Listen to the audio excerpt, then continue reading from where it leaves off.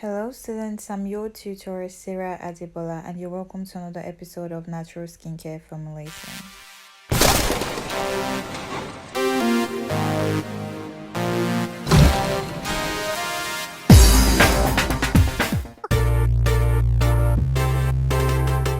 Hey guys, so I'm going to be teaching you today how to write your cosmetic formula, how to write a proper cosmetic formula. So this is going to be part one because there are two ways to write a cosmetic formula, and you could actually use your iPhone. Like right now I'm using my iNotes, and you could use Google Sheets on an Android phone.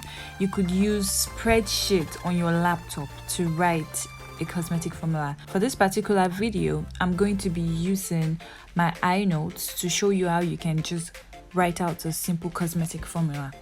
Now, when writing your cosmetic formula, first you have to know the product that you're trying to write out a formula for. So let's just say our product name. Let's just write a formula for a hydrating toner. Alright, to write a formula is really simple.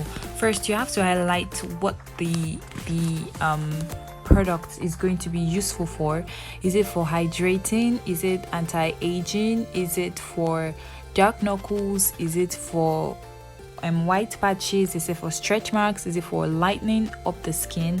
And so on and so forth. So you are going to first identify what you want to, the formula you want to create, and what is going to be useful for. Now, normally I could have just said niacinamide toner, or I could have just said glycerin toner or something, but I'm using hydrating toner, so I'll be able to understand that I'm trying to make a product that is supposed to be hydrating the skin. So I'm creating a product that would hydrate the skin, no any other function. I hope you understand. Or if you know it could confuse you, you could just say, let's say you've created the product already, and you want to make your product like a popular glow oil. You can say glow oil, but then what's the glow oil going to do? So you can write it down here. You can write benefits. The benefits you want the product to bring out on your client's skin. So you're going to write out the benefit here: glowing, dark spots removing, or depigmenting serum. That's a serum that fades hyperpigmentation, and blah blah blah blah blah. So you can write all your benefits there. That's when you're going to choose the ingredients that you want to use. You have to carefully select ingredients, and that is the reason why you have to refer to research. You have to research ingredients that work for this particular thing that you want the product to do on your skin or on the skin of the client. And also you're going to look at the compatibility of the product with other products that you have in mind to use. Also, you're going to use at the recommended usage rate. The recommended usage rate, popularly known as dermal limit.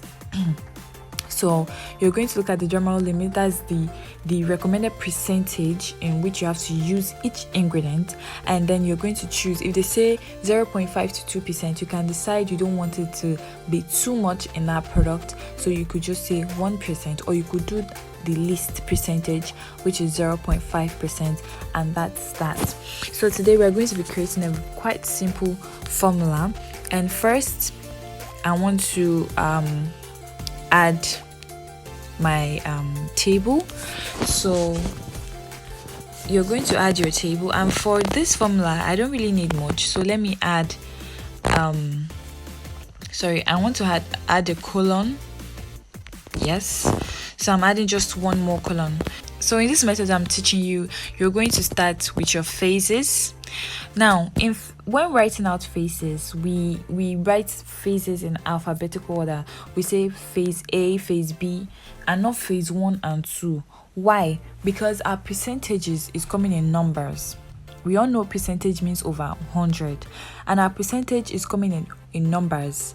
It could be 50, it could be 1, it could be as little as 0.05 or 0.1. But when you're not saying phase 1, 0.1, it's just very, very confusing. I hope you understand. So this is the standard. We write phases A, phases B, phase A, B, C, D, E, and so on and so forth. So this second column, we're going to be writing in our percentage. That's the percentage we want to use the ingredient. And here we are going to be writing ingredient. So I want to add more rows. So here, let's say I want to use distilled water because it's a toner. So I'm going to be using my distilled water. So my phase A, I'm going to be needing distilled water. Now, when creating a formula, I would advise you leave the percentage of the distilled water first, because at the end of the formula, you're going to have to calculate the percentages of each other product, of every other product you've used. You're going to add them up together and then subtract whatever you get from 100 to get the percentage for your distilled water. So you can't just start with saying I want to use my distilled water in 80%. Okay, so what you have to do first is write out the percentage you want to use your other actives and products before you come back and decide the percentage in which your distilled water will be. I hope we're all following. So in this same phase A, I want to use my glycerin.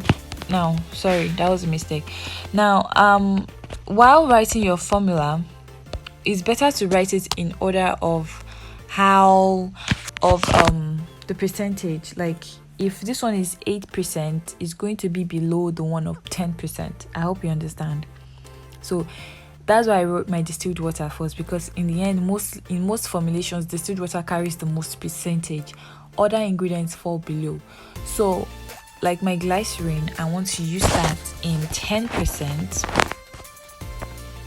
For the same phase A, I want to use my hyaluronic acid in 2% because it is a hydrating ingredient. So I want to use it in this toner.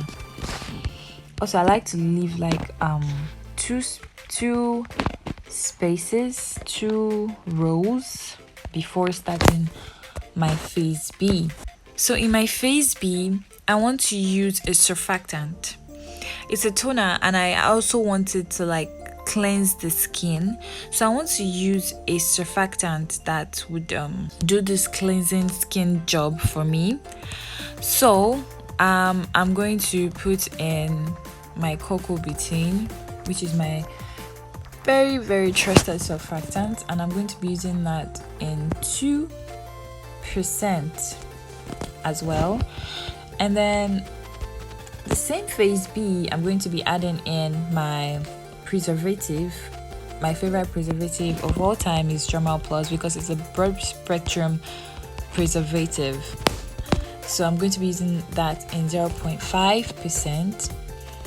Now the final pH of my product, I like to leave a row before that. Now the final pH that I want my product to be is 5.5 because it is very compatible with the skin. So I want my pH to be 5.5, my final pH of my product.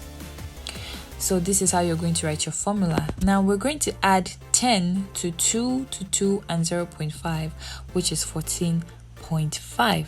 So we're going to have to subtract 14.5 from 100 to give us the percentage for our distilled water, which is 85.5.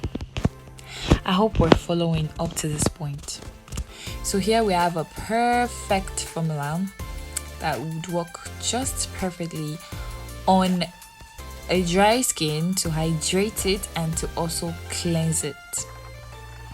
So this is the formula. Now here I can decide, I heard rose water is also a good astringent, and I've researched that I can also use it in this formula.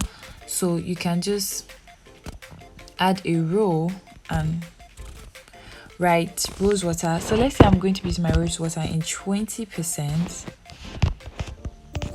So that means my distilled water is going to be reduced to 65.5%, and here you still have a very perfect formula. I hope we can see this. So you can print this, you can send this to your printer and just print it, and this is how you're going to write your formula. Now below here we are going to write procedure. I'm a sucker for perfection, so I like to put my stuff in bold letters. So procedure, so this is how to write a perfect cosmetic formula. This cosmetic formula that we have just written, it is quite simple, but it is extremely standard and perfect. So I've written out my procedure that I want to follow. Now I can print it. I can print it out and just pin it to my board in my laboratory and just start producing. So it is quite easy. I'll know, okay, let me measure out my distilled water, my rose water, and once everything is just measured, I'm going to follow the procedure I've written below. So this is how simple writing a cosmetic formula is. Now your assignment for today is to write a cosmetic formula for any product at all, any product of your choice. Write a cosmetic formula, research ingredients that are perfect for that product, and write them out in the right percentages. You have to use the right percentages for each ingredient that you want to use in your product, and make sure that all your percentages round up to 100. So that's your assignment for today. Send it to my DM. That'll be all for this particular episode. I'll be back next episode to show you other ways in which you can write your cosmetic formula, and to also show you how to use Google Sheets to do that.